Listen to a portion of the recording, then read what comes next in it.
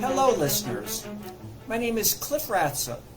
I'm the author to ongoing series of novels, the Lightning Brain series and its sequel, the Keeper series.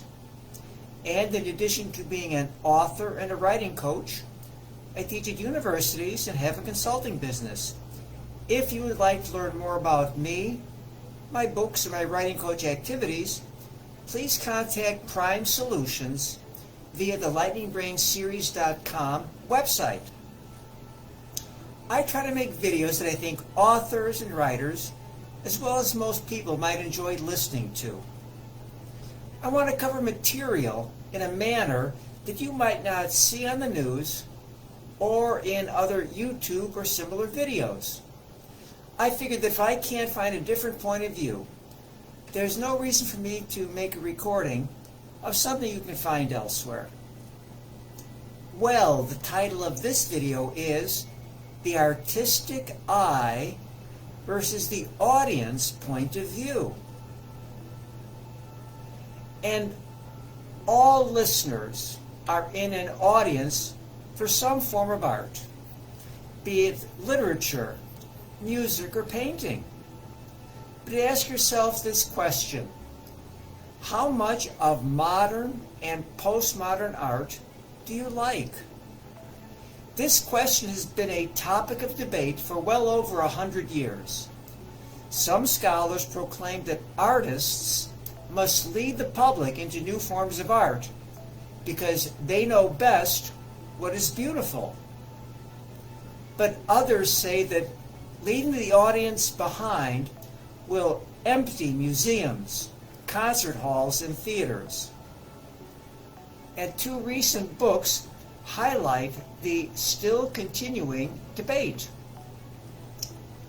The first is 100 Years of James Joyce's Ulysses, written by Colm Tobin.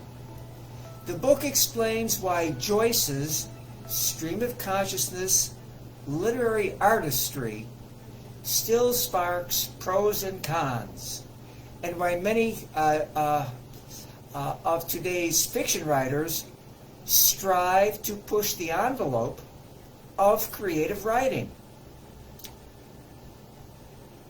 The novel Ulysses leaves even many devoted literary novel readers at the wayside. They find it incomprehensible and boring. But many 20th century novelists applauded Joyce and others like him for their efforts. Some wanted to become the next iconic author by extending Joyce and other leading early 20th century authors. But that can often be a path that audiences might not like. I'll mention some contemporary 1,000-page plus novels that, according to reviews, most readers put down before finishing, preferring to use them as doorstops. Here they are: Cryptonomicon by Neil Stephenson, Neuromancer by William Gibson, and Infinite Jest by David Foster Wallace. I've battled my way through them and agree with the reader reviews, but you should read them for yourselves to decide. Literary critics tell us that today's readers want books that engage the reader's interest by being comfortably surprising and quick reads. People today don't have the time of 100 or so years ago to devote to just reading. So each person should read a book, or at least start it, and then they can decide what they like. The second book is The War on Music by John Morcari. A newspaper review gave a succinct summary. Musicians today performing in the so-called highbrow concert halls demonstrate technical superiority, but they have no new music that appeals to audiences. Listeners today neither understand nor enjoy what's being cranked out by academically and university-oriented music schools. The stuff is boringly unendurable. And I know from sitting through concerts, I think the audience often applauds at the end because they are so happy that the performance is done. Anyway, it is not the extension of classical music that captures audiences today, but rather what springs from pop rock music. It has a primordial rhythm and emotional undertone that listeners instinctively grab. I found a couple of articles talking about the public's attitude toward painting and art. And here's the takeaway that grabbed me. Most people respond emotionally more to visual than audio.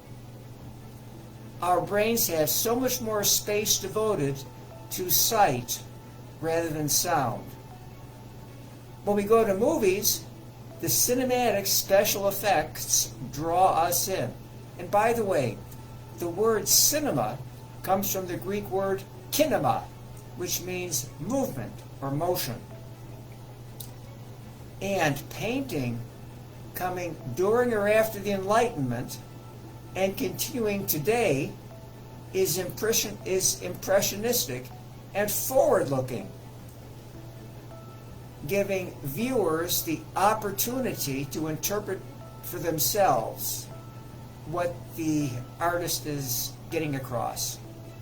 And the viewers can use their own point of view to make up their mind.